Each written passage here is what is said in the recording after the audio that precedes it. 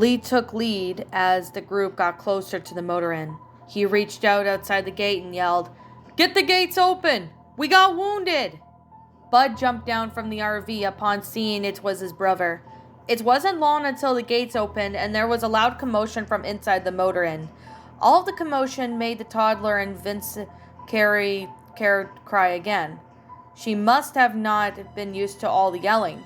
As Lee entered the motor inn, he was immediately greeted by Clementine. The toddler grew and now wore a cream-colored dress, black tights, and black flats. She still had her pacifier in her mouth, and had her hands up in gesture for him to hold her. Lee obliged, and he bobbed the girl in his arms. "What's going on here?" Carly exclaimed amongst the panic. "Who the hell are these people?" Larry snapped. "Everyone else okay?" Bud asked. He looked around the group members that went out. "What happened out there?" "Lee! Lee!" Lily snapped. All the commotion stopped except for the baby's cries. It was in Vince's arms. "What the hell? You can't just be bringing new people here. What are you thinking?" "Hey, that's my call to make. He made the right choice," Bud argued. "Right choice? He brought in more mouths to feed," Larry snapped. "They would have died if we left them," Lee said. "So what?" Larry spat. "So they had a baby with them," Vince said, as he continued to comfort the toddler in his arms. "We are not responsible for every struggling survivor out there. We need to focus on our group, right here, right now," Lily snapped. "Well, hold on. We haven't even talked or know about these people yet. Maybe they can be helpful," Carly said.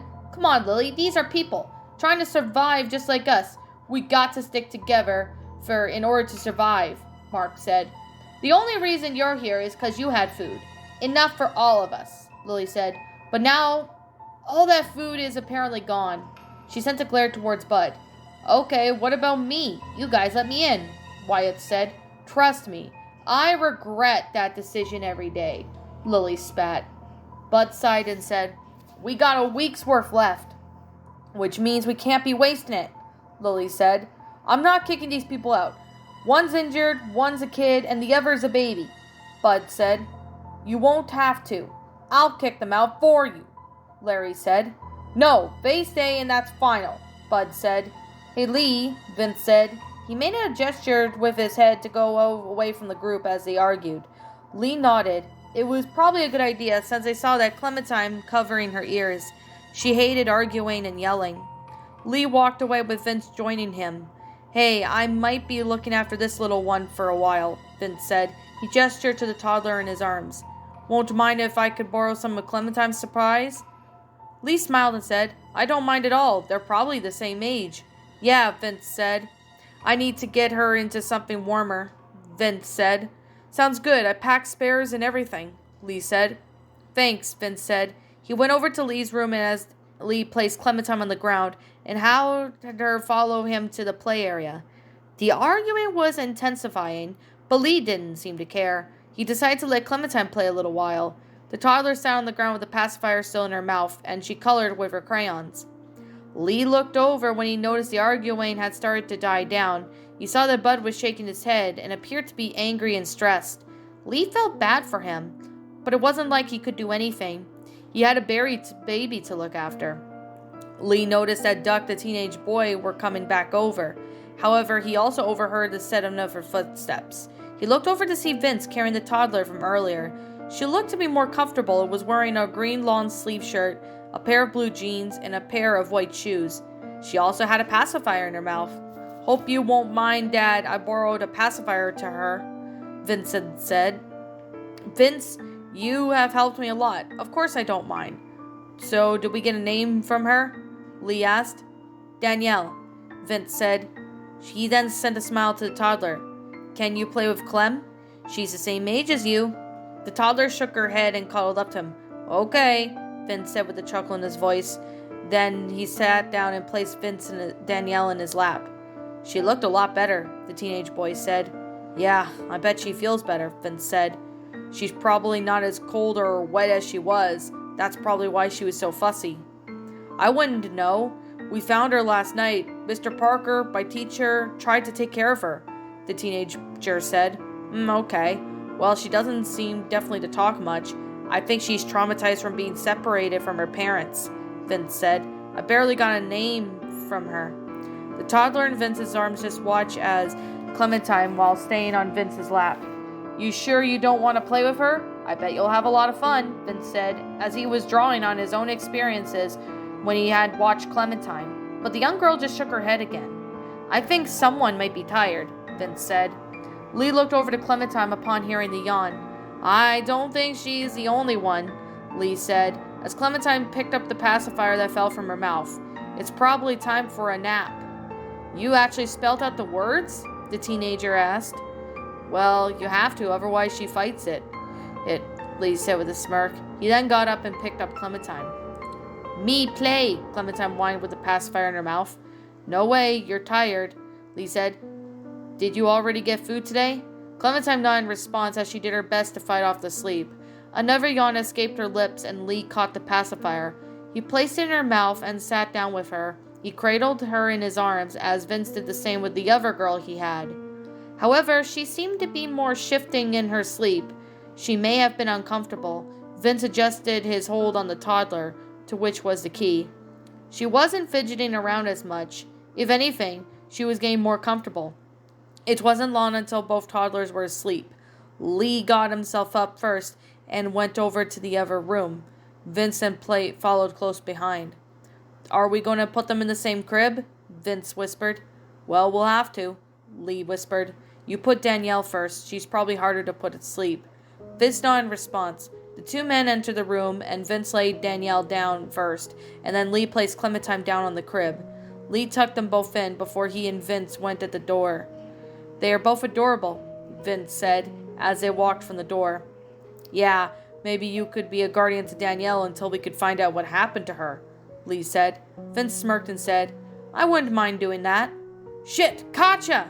Bud exclaimed.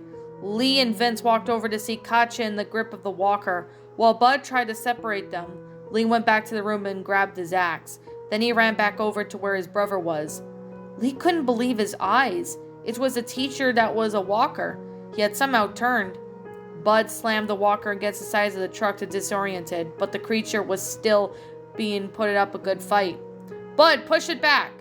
Lee exclaimed. He arrived at the truck, and Bud struggled a couple seconds until he was able to kick the creature off of him. It growled as it slammed into the glass window. Lee then brought the axe down and slammed it hard into the walker's skull. Lee released his grip on the axe, and the body of the walker fell onto the truck bed. Damn it, Lee muttered. He then looked up at Bud and asked, You okay?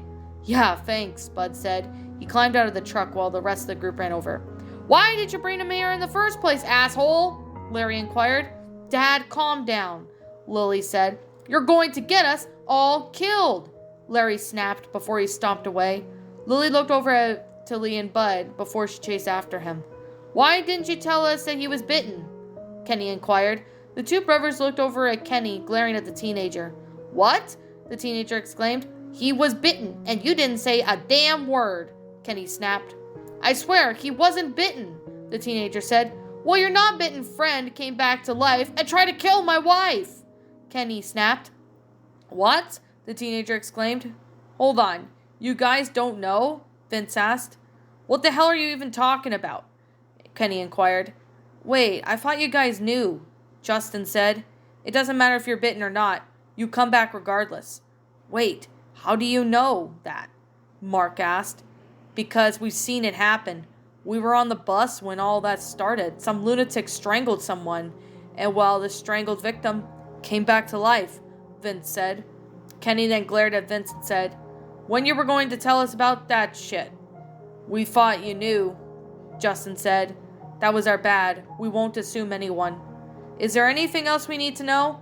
Kenny snapped. No, there's nothing else, Justin said, as he looked away from Kenny's glare.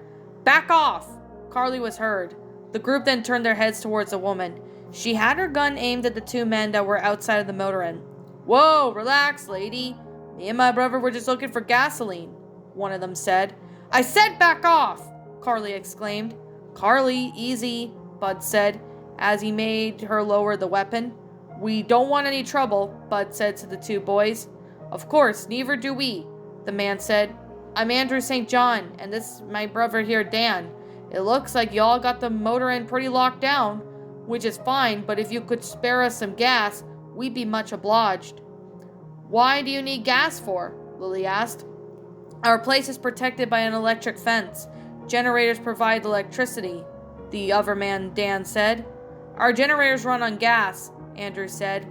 Listen, we come from a dairy farm. If you'll all be willing to lower your guns, we could talk about some kind of trade. How are we gonna do on food? We got plenty at the dairy, Dan said. Everyone in the group jumped at that. They were running out of food, and so the trade seemed like a good idea. Okay. Mark and I are going to head over there and check the place out. We gotta see if it's legit, Bud said. I'll come with you, Wyatt said. I'll just have to still repay you guys for taking me in. Me too. I got your back if anything seemed fishy, Carly said. So we're all thinking, Andrew asked. You got a deal. We'll bring some gas to your dairy. In exchange, you give us some food to take back. We'll see how it goes from there, Bud said. Sounds fair. A couple of gallons ought to put the power on our generators for a while, Andrew said. Lily, you're in charge while we're gone, and don't kick that boy out, Bud said. I won't make any promises, Lily muttered. Bud said, Hey kid, you're coming with us. Okay, the teenage boy said. By the way, my name's Ben. Alright, nice to meet you, Ben, Bud said. What about the baby? Ben asked. She's staying. I'm going to look after her until we could find out where her parents are, Vince said. You sure you're up for it? Justin asked. After looking at someone who that young isn't easy. Just ask Lee. I've babysat for Clem for a couple of times. I can handle it, Vince said. He's right, Lee said. Okay, so I'm going to gather a couple of gallons for the trip, Wyatt said. Sounds good, Bud said. We'll all be waiting by the gate when you're ready. Katja walked up to Vince and she said, How is that little girl? I'll need to check on her to make sure she's okay. She's clearly traumatized. It must have been from being separated from her folks, Vince said. Other than that, she seemed relatively okay. There were no scars or scratches when I changed her. Katja nodded in response. I'll take a look at her when she wakes up. For now, I'm just going to go clean up, Katja said. She went to the room which she shared with her family. Hey, can I talk to you guys for a minute? Justin asked. Sure, what's up? Lee asked. In private, Justin said. Without another word, the three men walked away from the group. They went near a play area where the kids were usually at. Justin then sighed and he said, You know I've been doing supply runs with Wyatt yet up to recent, right? Yeah, we know that, Lee said. Well, we found this map. Pointed towards somewhere in Missouri, Justin said. What are you getting at? Vince asked. There has to be a settlement up there. Why else would someone circle just to make a path towards it? Justin said. Yeah, Justin.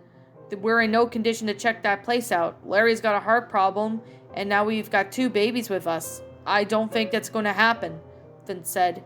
Yeah, I know. That's why I think we should leave the group and go see for myself, Justin said. Alone? And after everything we've been through? I spared your ass, and I had a choice between you and Danny. I chose to sacrifice him. Vincent exclaimed and pushed Justin. Justin staggered but regained his balance. I am not going to be gone permanently. I'm going to check this place out and see if it's good. I'll come back and let you guys know. Justin, we may not even be here. We're out of food and our supplies are slowly dwindling. And who knows what will happen between now and then. What if this place is a dud and then what? Liette said. That's for you up to make, Vince said. You've gotten stronger, but people out there are ruthless. They'll pick you off easily. I'll take my chances. Bottom line, we need to do this. Don't you want to give those girls a life that doesn't involve killing walkers? Justin asked. I'm trying to think of the group. No, you just want to find some place so you don't have to do much work, Vince said. If you leave here, don't come back. Justin glared at Vince and said, Fine, I get it. But if I do find this place, I am coming back here for the kids. Justin then turned and stomped away. Well, that's not good, Lee said. No, it's not, Vince said. All right, we'll be back in a bit, Bud said to the group as whole. He then turned and headed out to the motor inn, with Wyatt, Carly, Mark, and Ben following along. Then there's those 2 brothers, Vince said. I don't know why, but we just can't shake the feeling that there's something not right about them. It might be just my paranoia talking or something. I don't know, Lee said. I have to admit there was something a bit off about them, Lee said. Finn shook his head and said, I don't think either of us should go if the deal turns out all right. We should just stay here and keep the motor in safe while they're gone. We'll stay here and look after Clementine and Danielle. I agree. This just doesn't look right. They seemed almost too friendly, Lee said. Exactly, Finn said. He walked away to work on another project, while Lee went over to the couch to read his book. It was an autobiography of Ulysses S. Grant. He would read it to between Clementine during her naps.